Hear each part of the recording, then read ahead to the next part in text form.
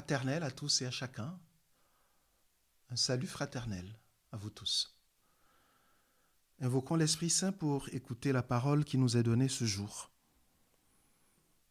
Viens, Esprit Saint, emplis le cœur de tes fidèles et allume en eux le feu de ton amour. Envoie ton Esprit, Seigneur, et tout sera créé. Tu renouvelleras la face de la terre.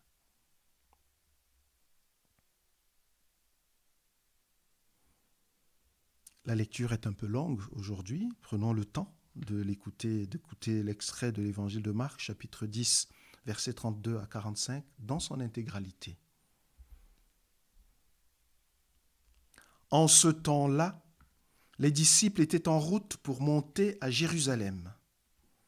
Jésus marchait devant eux. Ils étaient saisis de frayeur et ceux qui suivaient étaient aussi dans la crainte. Prenant de nouveau les 12 auprès de lui, il se mit à leur dire ce qui allait lui arriver. « Voici que nous montons à Jérusalem. Le Fils de l'homme sera livré aux grands prêtres et aux scribes. Ils le condamneront à mort. Ils le livreront aux nations païennes qui se moqueront de lui, cracheront sur lui, le flagelleront et le tueront. Et 3 jours après, il ressuscitera. » Alors Jacques et Jean, les fils de Zébédée, s'approchent de Jésus et lui disent « Maître, ce que nous allons te demander, nous voudrions que tu le fasses pour nous. » Il leur dit « Que voulez-vous que je fasse pour vous ?»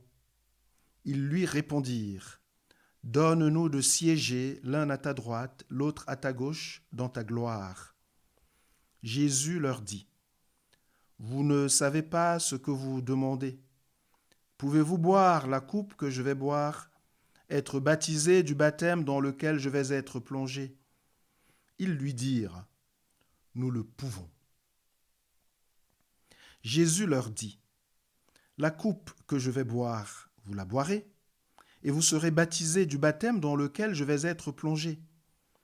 Quant à siéger à ma droite ou à ma gauche, ce n'est pas à moi de l'accorder.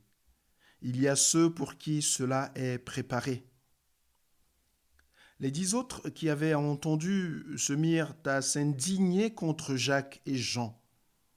Jésus les appela et leur dit « Vous le savez, ceux que l'on regarde comme chefs des nations les commandent en maîtres. Les grands leur font sentir leur pouvoir. Parmi vous, il ne doit pas en être ainsi. Celui qui veut devenir grand parmi vous sera votre serviteur. Celui qui veut être parmi vous le premier sera l'esclave de tous. Car le Fils de l'homme n'est pas venu pour être servi, mais pour servir et donner sa vie en rançon pour la multitude. »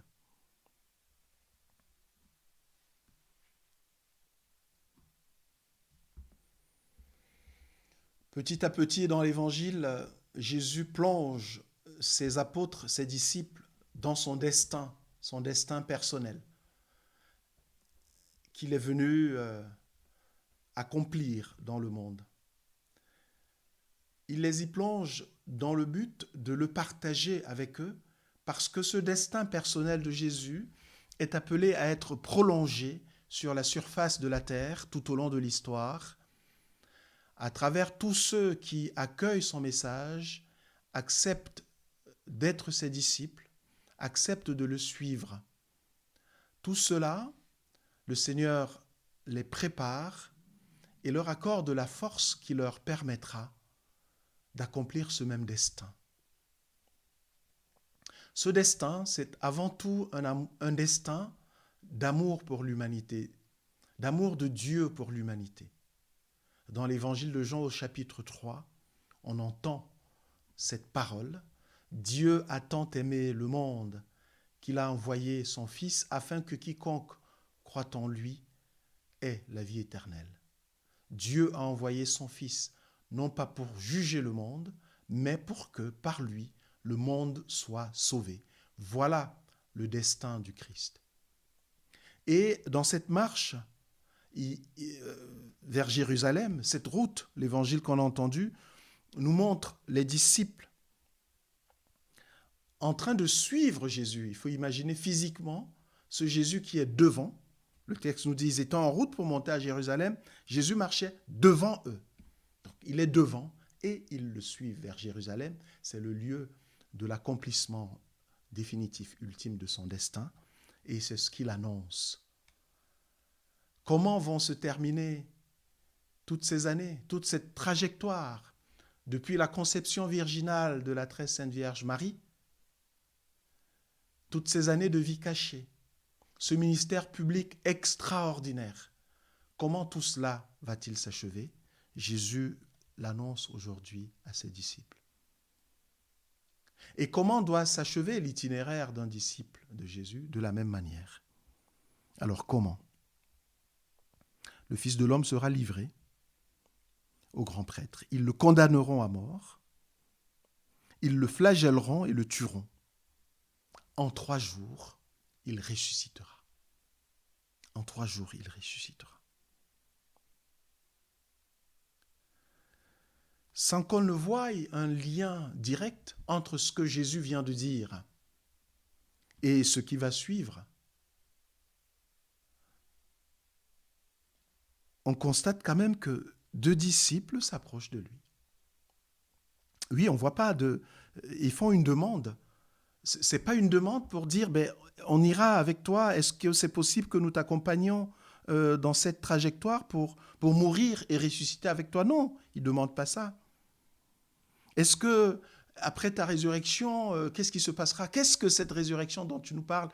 On a l'impression qu'ils n'ont même pas entendu. On a l'impression qu'ils ont fait un déni même sur ce que le Seigneur leur dit de ce qui le concerne et qui les concerne, c'est pour cela qu'il le leur dit. Comme nous, quand nous faisons un peu du déni face aux épreuves et que nous réagissons comme si les épreuves ne faisaient pas partie de la vie chrétienne. Non, le Fils de l'homme sera livré aux grands prêtres, le condamneront à mort, le livreront aux nations païennes. Ils se moqueront de lui. Ils cracheront sur lui. Ils le flagelleront et ils le tueront. 3 jours après, il ressuscitera. Alors, ils n'ont pas entendu, ils n'ont pas compris. Ils se rapprochent de Jésus pour lui demander de siéger, de trôner.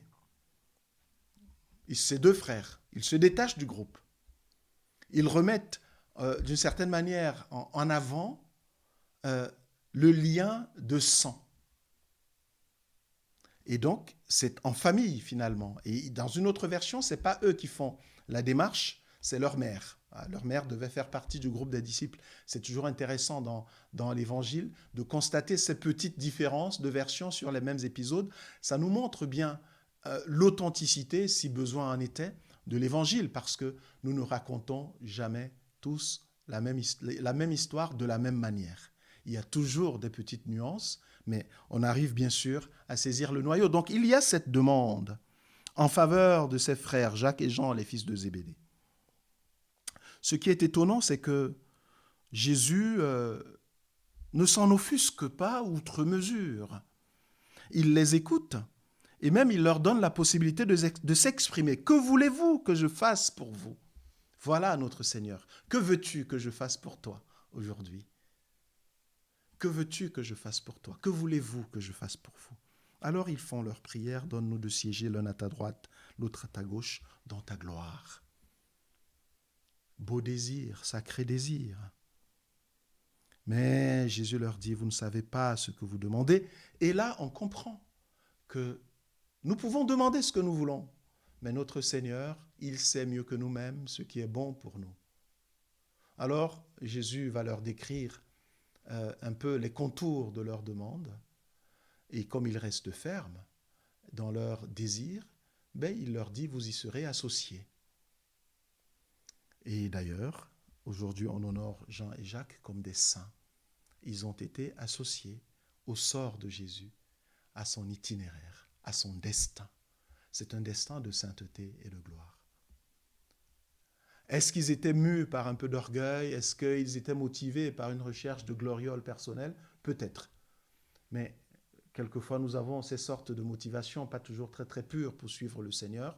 Mais d'une certaine manière, quelque part, le Seigneur, il sait que la vie de foi et la vie en Église, elle est là pour nous purifier profondément. Et il nous permet d'avancer. Et il nous permet de faire des pas, même si tout n'est pas parfait. Les autres disciples s'indignent parce que, précisément, sur la demande de Jacques et de Jean, ils posent ce jugement qui n'est peut-être pas faux. Ils s'indignent parce qu'ils se disent, mais pour qui se prennent-ils? Nous sommes tous des disciples. Pour qui se prennent-ils?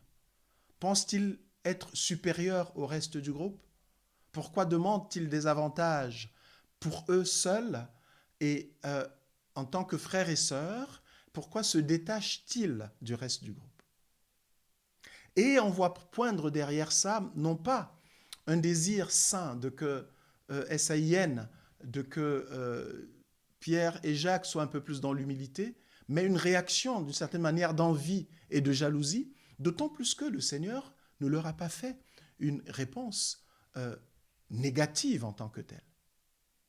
Et donc, à cette réaction d'indignation, le Seigneur va avoir une réponse un peu plus dure, parce qu'il a bien compris que là, on entre déjà dans une logique de pouvoir. Ah, la logique de pouvoir.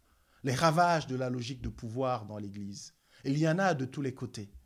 Il y en a dans tous les groupes. Il y en a dans toutes les paroisses. Il y en a dans tous les états de vie. Parmi les évêques, parmi les prêtres, les diacres, entre les laïcs, les uns contre les autres. Et il y en a partout. Il y en a dans la société, mais il y en a dans les familles. Mais le Seigneur, ce qu'il veut nous dire, c'est qu'il y en ait dans le monde, qu'il y en ait dans la société, qu'il y en ait dans les entreprises. Après tout, c'est la logique du monde, c'est leur logique. La logique du pouvoir qui écrase, qui s'institue comme supérieur aux autres, là où nous savons que nous sommes tous pétris de la même pâte, une logique donc qui n'est pas fondée sur la vérité de l'être humain. Et donc, le Seigneur, ce qu'il dit, c'est que cette logique soit prédominante, soit prégnante dans tous ces lieux, c'est une chose. Mais parmi vous, mes disciples, il ne doit pas en être ainsi parce que vous devez partager. Vous êtes appelés à partager mon sort. Et c'est un honneur. Comme il est grand, l'amour de Dieu. Voyez, il nous appelle enfants de Dieu et nous le sommes. Et nous le sommes. Eh bien, l'enfant de Dieu, il est grand. Le Seigneur ne nous dit pas de disparaître. Il ne nous dit pas de nous écraser. Il ne nous dit pas d'être terne, sans rythme, sans saveur, sans énergie. Non. Au contraire, il nous ouvre le chemin de la véritable grandeur. Il nous ouvre les portes de la gloire. Mais elles vont totalement à l'opposé des logiques du monde, où les portes de la gloire, les portes du rayonnement passent par l'écrasement de tout ce qu'il y a autour de soi. Ainsi voit-on ceux qui détiennent les pouvoirs dans le monde. Que ce soit dans les démocraties ou pire encore dans des lieux de dictature, ceux qui détiennent les clés du pouvoir, pensent avoir droit de vie et de mort sur les autres. Ça s'exprime différemment aujourd'hui, mais on le voyait bien dans ces lieux de rassemblement public, de divertissement de l'Empire romain, où le César, suivant la direction de son pouce, permettait à l'un ou l'autre de rester en vie, ou faisait passer son existence de vie à trépas. Et alors, c'est la logique du monde. Le Seigneur Jésus dit, parmi vous, il ne doit pas en être ainsi. Vous devez être grand. Et c'est bien de désirer d'être grand. Mais comment? Comme moi. Je suis venu au milieu de vous, non pas pour être servi, mais pour servir le plus grand. c'est celui qui est au service. Le plus grand, c'est celui qui sert. Celui qui veut être parmi vous le premier sera l'esclave de tous. Pourquoi? Eh bien, parce que c'est en servant les autres qu'on est grand. Et non pas l'inverse. Déconcertant. Déconcertant cette logique. Mais c'est la logique du Seigneur. Et ce n'est que lorsque on commence à l'expérimenter qu'on sent et qu'on expérimente réellement cette grandeur qui est d'une autre nature, qui est de l'ordre de la liberté, de la grande liberté, du détachement, qui est de l'ordre de la ressemblance réelle à Dieu, Dieu au service par amour, qui est de l'ordre d'une forme de souveraineté. Ma vie, c'est moi qui la donne. Il n'est pas ici question de timidité, de discrétion, d'écrasement de soi. Il est bien plus question de souveraineté sur sa propre personne, sur sa capacité à aimer comme le Christ, gratuitement, inconditionnellement, sans rien attendre en retour, sans se servir ni asservir ceux vers qui on est envoyé, mais au contraire, en se mettant à leurs pieds pour leur dire « Que voulez-vous que je fasse pour vous ?»